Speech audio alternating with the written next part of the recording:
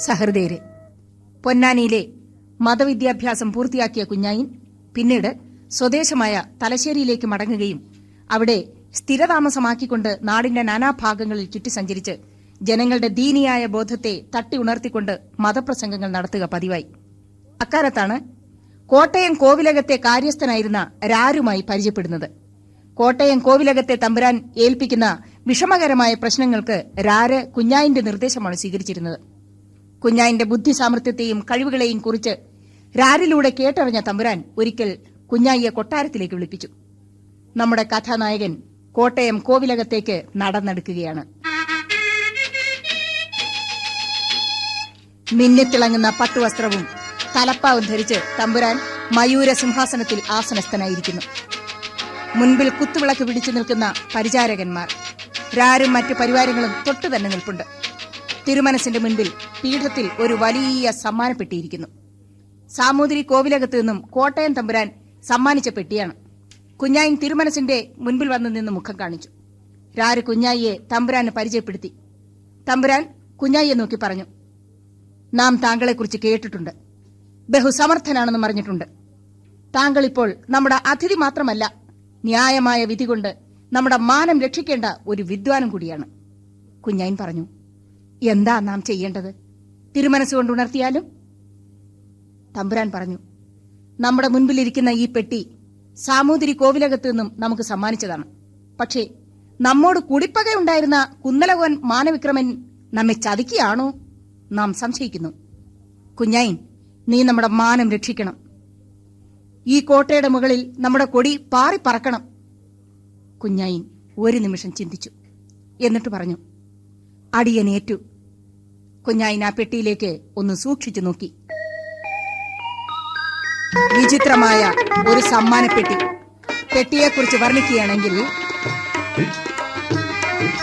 കത്തിടുമുജ്വല തങ്കം പൂശി കൊത്തിയ ചതുര ചുറ്റതിലെങ്കി ചിത്രപതംഗ ചിത്രവർണ്ണാങ്കിത ശില്പിത ഭംഗി മധുരക മയിലുകൾ കുയിലുകൾ ആനകൾ പൂനകൾ മാനുകളും പോത്തി പത്തര മാറ്റതു തങ്ക തായും ദന്ത പിടിയത് മിന്നി മധുരൈ നഗരിലെ വിരുദ്ധ ശില്പികൾ തീർത്തൊരു കരവിരുദന്തി. അതെ, വിദഗ്ധമായ കൊത്തുപണികളാൽ അലങ്കൃതവും മനോഹരവുമായ ഒരു സമ്മാനപ്പെട്ടി. കുഞ്ഞായിൻ ഉടനെ തന്നെ തന്റെ നെറ്റിത്തടത്തിൽ നിന്നും ഒരു തുള്ളി വിയർപ്പെടുത്ത് ആ പെട്ടിക്ക് മുകളിൽ പുരട്ടി. തമ്പുരാനും രാരും പരിവാരങ്ങളും അത്ഭുതമൂർന്ന മിഴികളോടെ നോക്കി നിൽക്കുമ്പോൾ അതാ പെട്ടിയുടെ മുകളിൽ നിന്നും ഒരു ചെറിയ പുക പടലം മുകളിലേക്ക് പൊന്തി വരുന്നു. വിയർപ്പ് തുള്ളികൾ പെട്ടെന്നുണങ്ങി. ഇതിൽ സ്വർണമോ രത്നമോ അല്ല. കുഞ്ഞായിന്റെ അന്തർദൃഷ്ടികൾ പെട്ടിക്കുള്ളിലേക്ക് ആഴ്ന്നിറങ്ങി. ആ മനക്കണ്ണ് അതിനുള്ളിലകമെല്ലാം പരതി നടക്കുകയാണ്. സൂക്ഷ്മദൃക്കായ സിദ്ധാത്മാവിന്റെ മനസ്സിൽ ചില ചിത്രങ്ങൾ തെളിഞ്ഞു വന്നു. കുഞ്ഞായിൻ ഉടനെ പറഞ്ഞു, ഈ പെട്ടി 3 പ്രാവശ്യം വെള്ളത്തിൽ മുക്കി ശുദ്ധീകരിച്ചതിന് ശേഷം മാത്രമേ തുറക്കാവൂ. തമ്പുരാൻ ഉടനെ ഭൃത്യരെ വിളിച്ച് കൽപ്പിച്ചു. അവർ പെട്ടി വെള്ളത്തിൽ മുക്കുകയും തിരിച്ചു കൊണ്ടുവരികയും ചെയ്തു. തമ്പുരാന്റെ സാന്നിധ്യത്തിൽ കുഞ്ഞായിൻ പെട്ടി തുറന്നു. തമ്പുരാനും രാരും ഞെട്ടിപ്പോയി. ആ പെട്ടിക്കുള്ളിൽ മനമഞ്ചും പെട്ടിക്കകം പെരുങ്കാരി മരുന്ന്, മിന്നുന്ന പൂത്തിരി ചൂടപ്പു മരുന്ന്, മരണത്തെ വിതയ്ക്കുന്ന തീതുപ്പും മരുന്ന്, ഇടിവെട്ടി പൊട്ടി ചീറും വേടി മരുന്ന്, പടരും അഗ്നിപടലങ്ങൾ വീടെത്തുന്ന കൊടിയൊരു വെടിമരുന്ന്, ചതിയുടെ ചുടല കൊലമരുന്ന്. കാറ്റ് തട്ടിയാൽ കത്തിപ്പടരുന്ന അതിഭയങ്കരമായ വെടിമരുന്ന് ആ പെട്ടിക്കുള്ളിൽ നിറച്ചിരിക്കുകയായിരുന്നു. പക്ഷേ നനഞ്ഞു കുതിർന്നതിനാൽ ഒരു വലിയ പൊട്ടിത്തെറിയിൽ നിന്നും തമ്പുരാനും കൂട്ടരും രക്ഷപ്പെട്ടു. തന്നെയും കോവിലകത്തെയും ഒരു വലിയ അപകടത്തിൽ നിന്നും രക്ഷപ്പെടുത്തിയ കുഞ്ഞായിയെ നോക്കി തമ്പുരാൻ പറഞ്ഞു, നോം കുഞ്ഞായിയെ അഭിനന്ദിക്കുന്നു. ബുദ്ധിമാൻ, അതിബുദ്ധിമാൻ. നമ്മുടെ മാനം രക്ഷിച്ചു. കാറ്റ് തട്ടിയാൽ ആളിക്കത്തുന്ന വെടിമരുന്ന് മാനവിക്രമൻ നമുക്ക് അയക്കാൻ കണ്ട സമ്മാനം. അത് വെള്ളത്തിൽ മുക്കിയില്ലായിരുന്നുവെങ്കിൽ എന്താകുമായിരുന്നു? കുഞ്ഞായിന്റെ മിടുക്കുകൊണ്ട് നാം ചതി പറ്റാതെ രക്ഷപ്പെട്ടു. കുഞ്ഞായിൻ വിനീതനായി പറഞ്ഞു, അടിയന്റെ മിടുക്കുകൊണ്ടല്ല, എന്നെയും തമ്പുരാനെയും അനുഗ്രഹിച്ച് രക്ഷിക്കുന്ന സർവശക്തന്റെ ഹുദറത്തുകൊണ്ട്. തമ്പുരാൻ പ്രസന്നവദനായി ആത്മഗതം ചെയ്തു. കുഞ്ഞായിൻ നമ്മോടൊപ്പം ഉണ്ടെങ്കിൽ നമ്മെ ചതിക്കാൻ ആർക്കും കഴിയില്ല. നാം താങ്കളെ നെട്ടൂരാന്റെ സഹായകനായി നിയമിച്ചിരിക്കുന്നു. അൽഹംദുലില്ലാ. കുഞ്ഞായിൻ അള്ളാഹുവിനെ സ്തുതിച്ചൊല്ലി. ആ ഹൽബിനുള്ളിൽ രോമാഞ്ചത്തിന്റെ പൂത്തിരി കത്തുകയായിരുന്നു. പിറ്റേ ദിവസം കോട്ടയം തമ്പുരാന്റെ കൽപ്പന പ്രകാരം കുഞ്ഞായിൻ തയ്യാറാക്കിയ അതിമനോഹരമായ ഒരു സമ്മാനപ്പെട്ടി പകരത്തിനു പകരമായി കോട്ടയം കോവിലകത്ത് നിന്നും സാമൂതിരി കോവിലകത്ത് എത്തിക്കഴിഞ്ഞു. ഈ സന്ദർഭത്തിൽ സാമൂതിരി കോവിലകത്തെ വെടിമരുന്ന് അറയ്ക്ക് സമീപം മങ്ങാട്ടച്ചനും ധർമ്മോത്തു പണിക്കരും തിനയഞ്ചേരി ഇളയതും വാരക്കൽ പാറനമ്പിയും തങ്ങൾക്ക് പറ്റിയ അമളിയിൽ പരസ്പരം പഴിചാരിക്കൊണ്ട് മൂർച്ചയേറിയ വാഗ്വാദങ്ങൾ ഏർപ്പെട്ടിരിക്കുകയായിരുന്നു.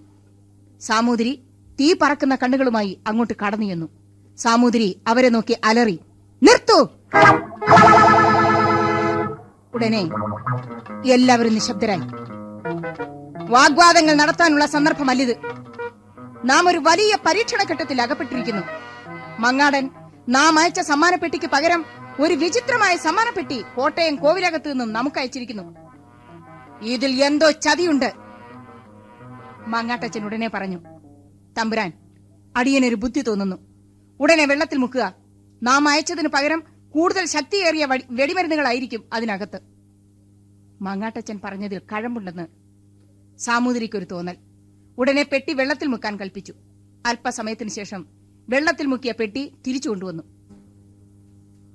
സാമൂതിരിയുടെയും പരിവാരങ്ങളുടെയും മുൻപിൽ വെച്ച് മങ്ങാട്ടച്ചൻ പെട്ടി തുറന്നു.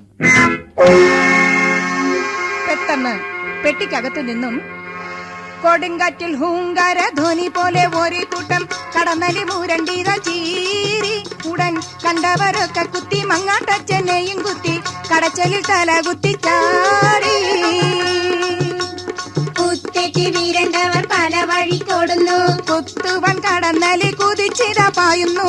ഗതികെട്ട മങ്ങാട്ടച്ചൻ കൂളം നോക്കി ചാടുന്നു. മുങ്ങുന്നു, പിന്നെ പൊങ്ങുന്നു. ജലപ്പരപ്പിന്റെ മുകളിൽ കാലിതുള്ളി കടന്നലെ മുരളിത പറക്കുന്നു. ചുറ്റുന്നു, പരതുന്നു, പൊങ്ങുമ്പോൾ കുത്തുന്നു. കഷ്ടം ഹലാക്കിന്റെ നീറ്റം വീർപ്പടഞ്ഞിത പിടഞ്ഞിത പുളഞ്ഞിത മറിയുന്നു. കൊടുങ്കാറ്റിൽ മൂങ്ങാര ധ്വനി പോലെ ഒരു കൂട്ടം കടന്നലെ മുരണ്ടിത ചീരി. ഉടൻ കണ്ടവരൊക്കെ കുത്തി മങ്ങാട്ടച്ചനെയും കുത്തി കടലിൽ തല കുത്തി ചാടി. വെള്ളത്തിൽ മുക്കിയതിനാൽ നനഞ്ഞ ക്രുദ്ധരായ കടന്നലുകൾ പെട്ടിക്കകത്തു നിന്നും ഹൂങ്കാരത്തോടെ പുറത്തേക്ക് പറന്നു. പറന്നെത്തിയ കടന്നലുകൾ മങ്ങാട്ടച്ചനെയും പരിവാരത്തെയും കൂട്ടമായി കുത്തി. പലരും പുറത്തേക്ക് ഓടുന്നു. കടന്നലുകൾ പിന്നാലെ പാഞ്ഞു. മങ്ങാട്ടച്ചനും കൂട്ടരും കുളത്തിലേക്കെടുത്ത് ചാടി. അവർ പൊങ്ങുന്നതും കാത്ത് കടന്നൽപ്പറ്റം ജലപ്പരപ്പിന് മീതെ മുരണ്ട് പറക്കുകയാണ്. വെള്ളത്തിൽ മുങ്ങിയ മങ്ങാട്ടച്ചനും കൂട്ടരും വീർപ്പുമുട്ടി പിടയുന്നു. ശ്വാസം വിടാൻ മുകളിലേക്ക് പൊന്തുമ്പോൾ അതാ കടന്നലുകൾ ആ ഞാഞ്ഞു കുത്തുന്നു. കുത്തേറ്റ് മങ്ങാട്ടച്ചനും മറ്റും നീറി പിടഞ്ഞ് പുളഞ്ഞ് മറിഞ്ഞ് വീർപ്പടഞ്ഞുഴറുകയാണ്. സാമൂതിരിക്ക് വേണ്ടി മങ്ങാട്ടച്ചൻ ഒരുക്കിയ എല്ലാ തന്ത്രങ്ങളും ഇതോടെ കുഞ്ഞായിയുടെ അപാരമായ മറുതന്ത്രത്തിനു മുൻപിൽ തകർന്ന് പൊടിഞ്ഞ തരിപ്പണമായി. സാമൂതിരി കോവിലകത്തെ വിദ്വാനും തന്ത്രശാലിയുമായ മങ്ങാട്ടച്ചന്റെ അഭിമാനത്തിനേറ്റ ഒരു കനത്തടിയായിരുന്നു ഈ സംഭവം. എങ്കിലും മങ്ങാട്ടച്ചൻ കുഞ്ഞായിയെ വന്ന് കാണുകയും അപാരമായ ആ ബുദ്ധിശക്തിയെ അഭിനന്ദിക്കുകയും പിന്നീട് ഒരിക്കലും പിരിയാത്ത ആത്മസുഹൃത്തുക്കളായി മാറുകയും ചെയ്തു. മങ്ങാട്ടച്ചൻ കുഞ്ഞായിയെ സാമൂതിരി കോവിലകത്തേക്ക് കൂട്ടിക്കൊണ്ടുപോവുകയും നേരത്തെ തന്നെ അനുഭവത്തിലൂടെ നിരീക്ഷിച്ചറിഞ്ഞ സാമൂതിരി ആ വീരപുരുഷനെ കൊട്ടാരത്തിലെ വിദൂഷകനായി നിയമിക്കുകയും ചെയ്തു. ഒരിക്കൽ മങ്ങാട്ടച്ചൻ ഒരു കുളം കുഴിപ്പിക്കുന്നതിന് തീരുമാനിച്ചു. ആ പ്രവൃത്തിയുടെ എല്ലാ മേൽനോട്ടങ്ങളും തന്റെ കുഞ്ഞായിയെയാണ് അദ്ദേഹം ഏൽപ്പിച്ചത്. പ്രവൃത്തി കഴിഞ്ഞപ്പോൾ കുഞ്ഞായി തൊഴിലാളികളെ കൂലി വാങ്ങുന്നതിനായി മങ്ങാട്ടച്ചന്റെ സമീപത്തേക്ക് പറഞ്ഞയച്ചു. കുറെ കഴിഞ്ഞപ്പോൾ ആ തൊഴിലാളികൾ വളരെ വിഷമത്തോടെ കുഞ്ഞായിയോട് ഇങ്ങനെ പറഞ്ഞു: പൊന്നു മുതലാളി, ഞങ്ങൾക്കൊരു പരിഹാരമുണ്ടാക്കി തരണം. ഞങ്ങൾ കൂലി ചോദിക്കുമ്പോഴെല്ലാം എന്നിട്ടോ എന്നിട്ടോ എന്ന് പറയുന്നു. ഞങ്ങൾ എന്താ ചെയ്യുക? വിവരം മനസ്സിലാക്കിയ കുഞ്ഞായിൻ ഉടനെ ഒരു സൂത്രം പറഞ്ഞു പഠിപ്പിച്ച് അവരെ വീണ്ടും മങ്ങാട്ടച്ചന്റെ സമീപത്തേക്ക് പറഞ്ഞയച്ചു. മങ്ങാട്ടച്ചൻ മുറ്റത്ത് കുമ്പിട്ടിരുന്ന് പുല്ലു പറിക്കുകയായിരുന്നു. തൊഴിലാളികൾ ചെന്നപാട് ഉച്ചത്തിൽ പറഞ്ഞു: അപ്പോഴേ പുല്ലുപറി നിർത്ത്. കോവിലകപ്പറമ്പിലെ കുളം കുഴിച്ചു. കുളത്തിൽ വെള്ളം പൊന്തി. മങ്ങാട്ടച്ചൻ തല ഉയർത്തി പറഞ്ഞു: ആഹാ, എന്നിട്ടോ? അറിഞ്ഞില്ലേ? കുളത്തിന്റെ കരയില് ഒരാല് മുളച്ചു. മങ്ങാട്ടച്ചൻ വീണ്ടും ചോദിച്ചു: എന്നിട്ടോ? ആലങ്ങട്ട് മുകളിലേക്ക് പൊങ്ങി. ആലിന്റെ തുഞ്ചത്ത് ചില്ലകൾ വന്ന് തിങ്ങി. ആലിപ്പഴം കുലകുത്തി തൂങ്ങി എന്റെ അച്ചോ. മങ്ങാട്ടച്ചൻ പിന്നെയും ചോദിച്ചു, അമ്പടാ എന്നിട്ടോ? പക്ഷികളങ്ങ് ചിരിച്ചിലാന്ന് പറന്നങ്ങ് വന്ന് ആലിപ്പഴം തിന്നാനങ്ങ് തുടങ്ങിക്കണ്. അമ്പമ്പോ എന്നിട്ടോ? പിന്നല്ലേ കളി. ആലിപ്പഴം ഓരോന്നോരോന്നായി വെള്ളത്തിലേക്ക് അങ്ങോട്ട് ബീയാൻ തുടങ്ങിക്കണ്. എന്നിട്ടോ? ക്ലൂന്ന് കേട്ടു. എന്നിട്ടോ? കുളും. എന്നിട്ടോ? കുളും. എന്നിട്ടോ? കുളും കുളും. എന്നിട്ടോ? കുളുകുളു. എന്നിട്ടോ? കുളുകുളും. കുളുങ്കുളും അല്ല, കുക്കുളും. ഇന്നാ നിങ്ങളുടെ കൂലി പണ്ടാരം. മങ്ങാട്ടച്ചൻ വേഗം അവർക്ക് കൂലി കൊടുത്തുകൊണ്ട് പറഞ്ഞു, ആരാണെന്ന് നോം നിരീക്കണ? ആ പണ്ടാര കുഞ്ഞായിന്റെ പണിയാ. തൊഴിലാളികൾ അമിട്ട് പൊട്ടുന്നത് പോലെ തുടങ്ങി ഒരു ചിരി. ആ ചിരി കണ്ട് മങ്ങാട്ടച്ചന്റെ ഇളിഭ്യക്രിയിലും ചിരിവന്നു മുട്ടി. പിന്നെ അവിടെ ഒരു കൂട്ടച്ചിരിയായി മാറി. ഒരു ദിവസം കുഞ്ഞായി ഒരിടവഴിയിലൂടെ നടന്നു വരികയായിരുന്നു. അപ്പോഴാണ് തന്റെ സുഹൃത്തായിരുന്ന മായിൻ മുസ്ലിയാര് തനിക്ക് അഭിമുഖമായി നടന്നു വരുന്നത് കുഞ്ഞായിൻ കണ്ടത്. പെട്ടെന്ന് കുഞ്ഞായിന്റെ മനസ്സിൽ ആ ചതി ഓർമ്മ വന്നു. ഞമ്മക്ക് ചൂടുള്ള ചാമക്കഞ്ഞി തന്ന് ഞമ്മ വായും കിറിയും പൊള്ളിച്ച പഹയൻ. ഉടനെ കുഞ്ഞായിൻ തൊട്ടുകണ്ട മരത്തിന്റെ പിന്നിൽ ഒളിച്ചു നിന്നു. അല്പം നീങ്ങിയപ്പോൾ മൂപ്പര പിന്നാലെ പതുങ്ങി പതുങ്ങി നടന്നു. മായിൻ മുസ്ലിയാർ ഒരു വലിയ വീടിന്റെ പടിപ്പുര കടന്ന് അകത്തേക്ക് പോകുന്നു. കുഞ്ഞായിൻ അന്വേഷിച്ചപ്പോൾ മമ്മു എന്നു പേരായ തന്റെ ഏക മകൻ മരിച്ചതിനാൽ ദുഃഖിതയായി കഴിയുന്ന അതിസമ്പന്നയായ ഒരു വൃദ്ധ സ്ത്രീയുടെ വീടാണെന്നും മരണപ്പെട്ട ആ മകന്റെ പരലോക സുഖത്തിനു വേണ്ടി ദുആ ചെയ്യാൻ പതിവായി മഗ്‌രിബ് സമയത്ത് മായിൻ മുസ്ലിയാർ അവിടെ പോകാറുണ്ടെന്ന് മനസ്സിലായി. അമ്പടാ, ഓ ഞമ്മക്കിട്ട് പൂടും വെച്ചിട്ട് ബലസി നടക്കേ. മായിനെ, നിനക്കിട്ട് വെക്കാൻ ഞമ്മളൊരു വലിയ ബെടി നിറക്കണുണ്ട്. ആന ബെടി സൂറ്റിച്ചോ, കുഞ്ഞായിൻ മനസ്സിൽ പറഞ്ഞു. അന്ന് രാത്രി നമ്മുടെ തന്ത്രശാലി ചില പ്ലാനുകൾ തയ്യാറാക്കി. പിറ്റേന്ന് മഗ്‌രിബിന് മുമ്പ് ആ തള്ളയുടെ വീടിന്റെ പിറകിൽ പതുങ്ങിച്ചെന്ന് അടുക്കളയുടെ അട്ടത്ത് കയറി ഒളിച്ചിരുന്നു. മമ്മുവിന്റെ ഉമ്മ മഗ്‌രിബ് നമസ്കാരം കഴിഞ്ഞ് ദിക്റും ചൊല്ലിയിരിക്കുകയാണ്. പെട്ടെന്നതാ ഒരു തേങ്ങിക്കരച്ചിൽ. മമ്മുവിന്റെ ഉമ്മ അമ്പരന്നു. ആ തള്ള ചോദിച്ചു, ആരാണത്? ഉടനെ അടുക്കളയുടെ മുകളിൽ നിന്നും ഒരാശരീരി, ഉമ്മ, എന്റെ ഉമ്മ, ഉമ്മ ഭയപ്പെടണ്ട, ഉമ്മയുടെ പ്രിയപ്പെട്ട മമ്മുവിന്റെ റൂഹാണ് സംസാരിക്കുന്നത്. അല്ലോ, എന്റെ പൊന്നു പോനെ. ആ തള്ള വാവിട്ട് കരഞ്ഞു. വീണ്ടും ആ ശബ്ദം, ഉമ്മ ശബ്ദിക്കരുത്, ആളുകൾ അറിയും. ആ തള്ള കണ്ണ് ചിമ്മിക്കൊണ്ട് മിണ്ടാതെ വീർപ്പ് പിടിച്ചു നിന്നു. ആ ശരീരി പൊട്ടിക്കരഞ്ഞുകൊണ്ട് തുടർന്നു,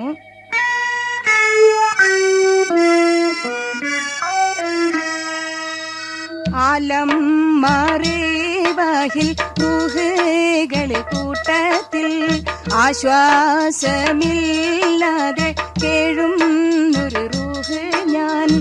ആരംഭമോനിക്കൊരു ഫാത്തിഹയുമെത്തില്ല, അരക്കോപ്പച്ചായന്റെ ദുആ പോലും കിട്ടില്ല.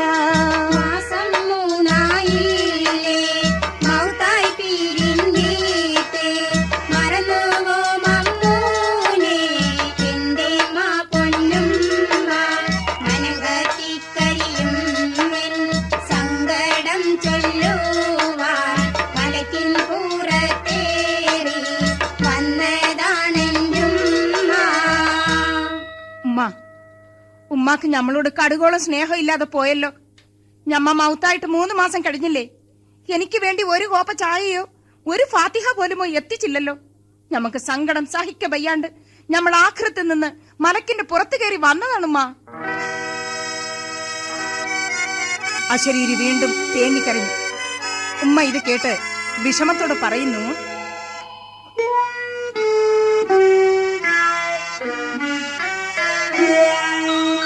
മോനെ മമ്മു, നീ എന്റെ കരളല്ലേടാ, മണിമുത്തേ ചെയ്തടാ.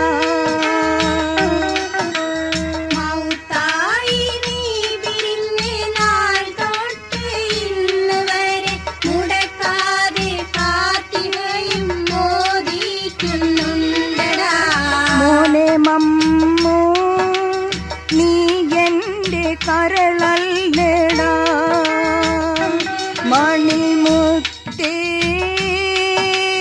നിനക്ക് ഞാൻ ദുആ ചെയ്തടാ. മോനെ മമ്മു നീ എന്റെ കരളല്ലേടാ.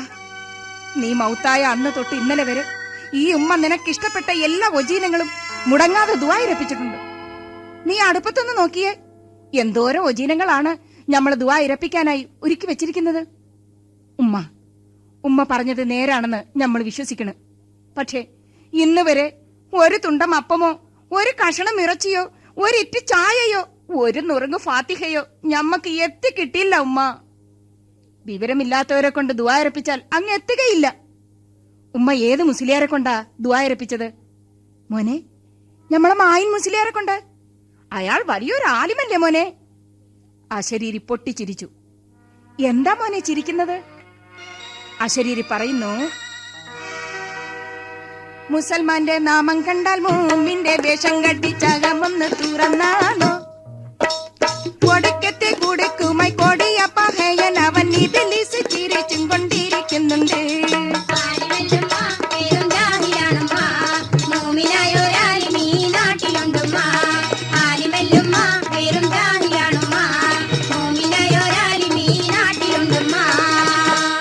ഉമ്മ മിന്നുന്നതൊന്നും പൊന്നല്ല, മൂമിനായ ഒരാലിമ ഈ നാട്ടിലൊന്നുണ്ട്. ഉമ്മ ചോദിച്ചു, ആരാണ് മോനെ? തച്ചാൻ കണ്ടി പറമ്പത്തെ കുഞ്ഞായിൻ മുസ്ലിയാരെ. ഞമ്മക്ക് തെറ്റു പറ്റിപ്പോയി മോനെ, ഇന്റെ മോൻ ക്ഷമിക്ക്. ഇഞ്ഞ മോനിക്ക് വേണ്ടി നമ്മൾ കുഞ്ഞായിനെ കൊണ്ട് മാത്രമേ ദുആ ഇരപ്പിക്കുള്ളൂ.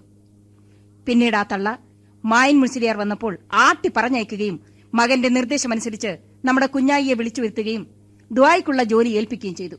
കുഞ്ഞായിനാണ് ഈ പണി പറ്റിച്ചതെന്ന് മനസ്സിലാക്കിയ മായിൻ മുസ്ലിയാർ ഒരിക്കൽ കുഞ്ഞായിയെ കണ്ടപ്പോൾ ചോദിച്ചു, കുഞ്ഞായിനെ നീ ഈ കൊലച്ചതി ഞമ്മളോട് ചെയ്തല്ല. കുഞ്ഞായിൻ ചിരി ഊറിക്കൊണ്ട് പറഞ്ഞു, ഓൻ തന്ന ചാമക്കഞ്ഞിക്ക് പകരം ഞമ്മള് ഇങ്ങക്ക് അക്കിടി രസായനം തന്നു, അത്രേ ഉള്ളൂ. ചാമക്കഞ്ഞി തിന്നോന്റെ വായ എരിയും, തന്നോന്റെ വയറെരിയും, വയറ്. കുഞ്ഞായിന്റെ മറുതട്ട് മായിന്റെ മർമ്മത്ത് തന്നെ കൊണ്ടു. പ്രിയ ശ്രോതാക്കളെ, നമ്മുടെ കുഞ്ഞായിൻ തലശ്ശേരിയിൽ നിന്നും മറ്റൊരു വിവാഹം കഴിച്ചിരുന്നു. മായൻകുട്ടി ഹാജിയുടെ പുന്നാരമകൾ ആയിഷക്കുട്ടിയെ. അതിൽ 2 കുട്ടികൾ ജനിച്ചിരുന്നു. ആദ്യത്തെ കുട്ടിയുടെ പിറപ്പുമുടി കളച്ചിലും പ്രസവച്ചിലവും നാട്ടാചാരപ്രകാരം തന്നെ കുഞ്ഞായിൻ ഭംഗിയായി നിർവഹിച്ചു. രണ്ടാമത്തെ കുട്ടിയുടെ പ്രസവച്ചിലവ് കൊടുക്കാനോ കുഞ്ഞിനെ കാണാനോ കുഞ്ഞായിൻ പോയില്ല. കാരണം തിരക്കിയ ഭാര്യ വീട്ടുകാരോട് കുഞ്ഞായിൻ പറഞ്ഞു, അക്കച്ചോടത്തി ഞമ്മ രണ്ടും കൂറ, ആദ്യത്തേത് ഞമ്മ കൊടുത്തു, രണ്ടാമത്തേത് അവളും കൊടുക്കട്ടെ. ആയിഷക്കുട്ടിയുടെ വൈരാഗ്യ ബുദ്ധി കത്തിജ്വലിച്ചു. മാസം 3 കഴിഞ്ഞപ്പോൾ ആയിഷക്കുട്ടി 2 കുട്ടികളെയും കൂട്ടി അടുത്ത വീട്ടിലെ പാത്തുട്ടിയുമായി കുഞ്ഞായിന്റെ വീട്ടിലേക്ക് ചെന്നു. വരാന്തയിൽ നിന്ന കുഞ്ഞായിൻ ആയിഷക്കുട്ടിയെ കണ്ട് ഒന്ന് ഞെട്ടി. എങ്കിലും ഭാര്യയുടെ സ്നേഹഭാവം കണ്ട് കുഞ്ഞായിൻ കുഞ്ഞിനെ വാങ്ങിച്ചു. ആയിഷക്കുട്ടി അകത്തേക്ക് കടന്നുപോയി. പുഞ്ചിരിക്കുന്ന കുഞ്ഞിനെ നോക്കി കുഞ്ഞായിൻ പറഞ്ഞു, ഇച്ചിരി മുത്തേ, ശിങ്കിരി തത്തേ, ഉപ്പായിക്ക് ഒരു മുത്തന്താ. കുഞ്ഞിനെ തെരുതെരെ ഉമ്മ വെച്ചു. കരുത്ത ആ ദാടിരോമം ഉരഞ്ഞ് അസഹ്യത തോന്നിയ ആ കുഞ്ഞ് തുടങ്ങി തൊണ്ട കീറി ഒരു കരച്ചില്. മാത്രമല്ല കുഞ്ഞായിന്റെ തുണിയിലിട്ട് മൂത്രിക്കുകയും ചെയ്തു.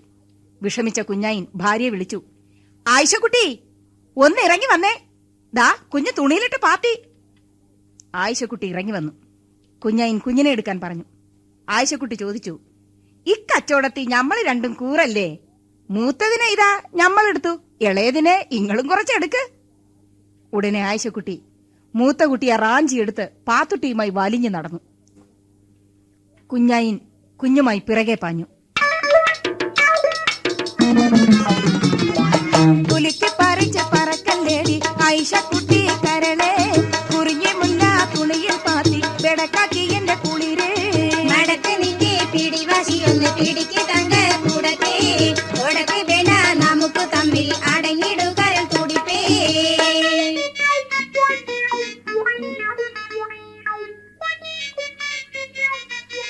കുഞ്ഞായിൻ പലതും പറഞ്ഞു നോക്കി. ഒരു രക്ഷയില്ല. ആയിഷക്കുട്ടി പിടിവാശിയിലാണ്. ഒടുവിൽ പരാജയപ്പെട്ട കുഞ്ഞായിൻ കരഞ്ഞു തളർന്ന കുഞ്ഞിനെയും തോളത്തിട്ട് നാരങ്ങാപ്പുറം വയൽ വരമ്പിലൂടെ അതാ നടക്കുകയാണ്. പെട്ടെന്നൊരു പോക്കാച്ചി തവള കാലിന്റെ ഇടയിൽ കൂടി ഒരു ചാട്ടം. ആ പോക്രി മാക്രിയുടെ ക്രോം ക്രോം ശബ്ദത്തിൽ തന്നെ കളിയാക്കുന്നത് പോലെ കുഞ്ഞാന് തോന്നി.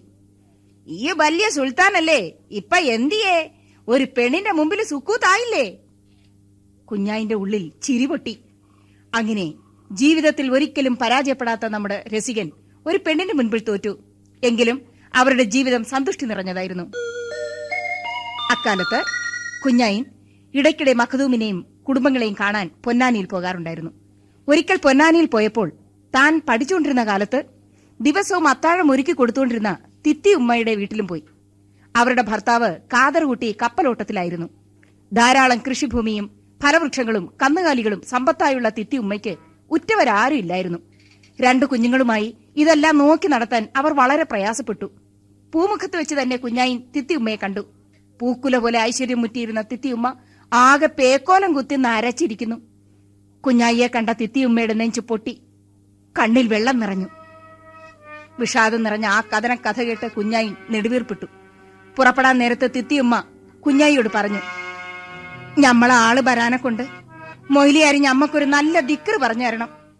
കുഞ്ഞായിനുടനെ ഒരു ദിക്റ് പറഞ്ഞു കൊടുത്തു. ഏലേ മാലേ ഏലേ മാലേ എന്ന് കിടക്കാൻ നേരത്ത് ചൊല്ലിയാൽ മതി. അന്നു മുതൽ തിത്തിയുമ്മ ഏലേ മാലേ ദിക്റ് തുടങ്ങി. പിറ്റേ ദിവസം കാതറുകുട്ടി കപ്പലോട്ടം കഴിഞ്ഞ് തിരിച്ചെത്തി. അന്ന് രാത്രി കിടക്കുമ്പോഴും തിത്തിയുമ്മ ഏലേ മാലേ എന്ന് ചൊല്ലി. കാതറുകുട്ടിക്ക് കാലി കയറി. നീ എന്തിട്ട് മാലയാണ് ഈ ചൊല്ലണത്? ഇത് കുഞ്ഞായി ചൊല്ലിത്തന്ന ഏലേമാല പോരിശയാക്കപ്പെട്ട ദിക്റ. എന്റെ തിത്തിക്കുട്ടി, ഇത് കപ്പൽക്കാരുടെ പാട്ടാ, നിനക്ക് വട്ട. നീ ഇത് ചൊല്ലണ്ട. ദേ, കുരുത്തക്കേട് പറയരുത്. ഇങ്ങള് കിതാബ് ഓതിയിട്ടുണ്ടാ ഇത് പറയാൻ? കാതറുകുട്ടിക്കൊരു സംശയം. മതപരമായി ഞമ്മക്ക് വല്ല വിവരമുണ്ടാ? ശരിയാ, പണ്ട് ഞമ്മൾ ഓത്തുപെരേന്ന് വയറ്റീന്ന് പോക്കാണെന്നും പറഞ്ഞു പോന്ന പോക്കേ പിന്നെ ഞമ്മള് പോയിട്ടില്ല. പിറ്റേന്ന് കാതറുകുട്ടി സംശയം തീർക്കാൻ മഖദൂമിനെ ചെന്ന് കണ്ട് വിവരം ധരിപ്പിച്ചു.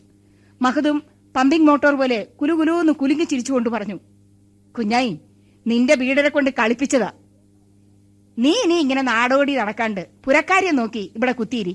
അതാ അനക്കും കുടുംബത്തിനും കയറ്. കാതറുകുട്ടി ഒരു നിമിഷം ചിന്തിച്ചു. എന്നിട്ട് പറഞ്ഞു, ഉസ്താദിന്റെ വാക്ക് ഞമ്മൾ തട്ടിക്കളയണില്ല. ഇനി ഞമ്മ കപ്പലോട്ടത്തിന് പോവണില്ല. ഞമ്മ വരട്ടെ. കാതറുകുട്ടി പോകുന്നത് നോക്കി പുഞ്ചിരിച്ചുകൊണ്ട് നിൽക്കേ ദാ വരുന്നു കുഞ്ഞായി. അസ്സലാമു അലൈക്കും.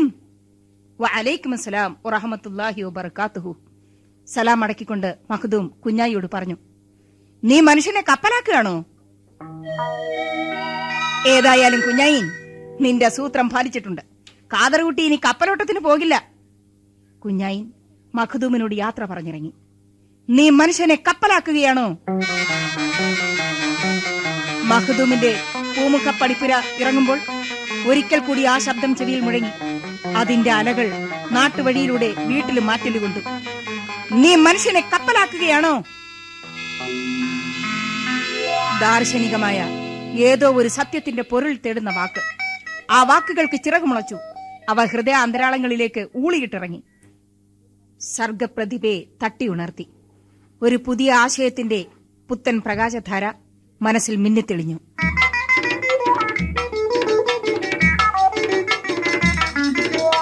മനതാരിൽ മിന്നും നീ മഹിതമം പുത്തനൊരാശയമുത്ത്.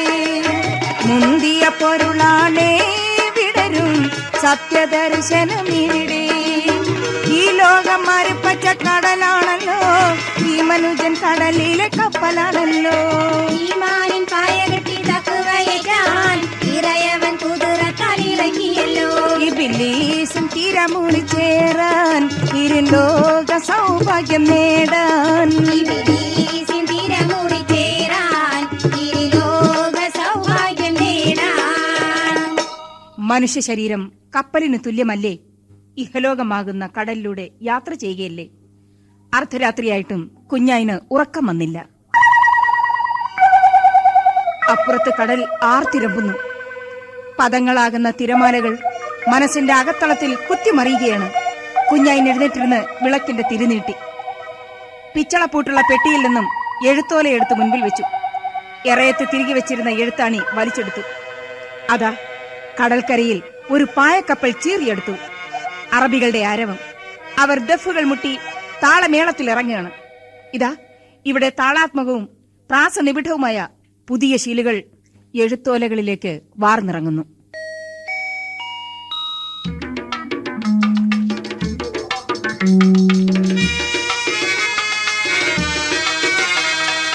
ചായല്ലൊരു കപ്പലുണ്ട് നമുക്ക്, ചാഞ്ഞുള്ളേ പാണ്ടി ചാടൊമ്പത് നീളം, നീളം മണിയും ഒരു മുല്ലത്തോളം, നൂലിട്ട് പാണ്ടി പൂളക്കാമലീർക്ക്.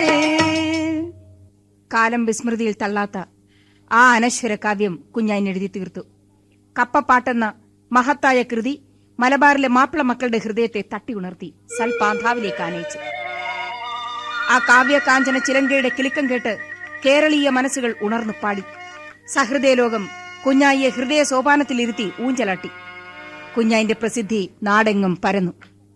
പ്രിയമുള്ളവരെ, പിന്നീട് അല്പകാലത്തെ ധന്യമായ ജീവിതത്തിനു ശേഷം ജനഹൃദയങ്ങളെ പൊട്ടിച്ചിരിപ്പിക്കുകയും പാടി ഉറക്കുകയും ചെയ്ത ആ വാനം പാടി ഒരു ദിവസം അള്ളാഹുവിന്റെ കൽപ്പന പ്രകാരം അവന്റെ ലിഖായെ ലക്ഷ്യമാക്കി അനന്തതയിലേക്ക് ചിറകടിച്ച് പറന്നകന്നു.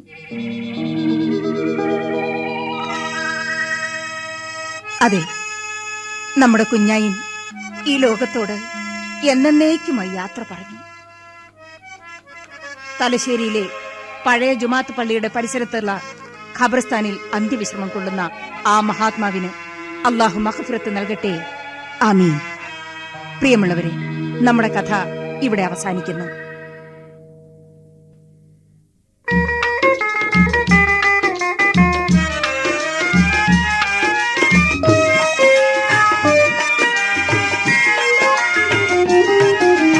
കലയുടെ സൂപർക്കപ്പൻ ചിലങ്കകൾ കിലുക്കിയ കേളിമികന്തൊരു മമ നാട്ടിൽ, കേളിമികന്തൊരു മമ നാട്ടിൽ, കൈരളി നിന്ദന്യമാടിത്തട്ടിൽ വിരിഞ്ഞൊരു കനക ചിലങ്കയാണ് കുഞ്ഞായിൻ, കാവ്യ കനക ചിലങ്കയാണ് കുഞ്ഞായിൻ. കലയുടെ സൂപർക്കപ്പൻ ചിലങ്കകൾ കിലുക്കിയ കേളിമികന്തൊരു മമ നാട്ടിൽ, കേളിമികന്തൊരു മമ നാട്ടിൽ, കൈരളി നിന്ദന്യമാടിത്തട്ടിൽ വിരിഞ്ഞൊരു കനക ചിലങ്കയാണ് കുഞ്ഞായി, കാവ്യ കനക ചിലങ്കയാണ് കുഞ്ഞായി.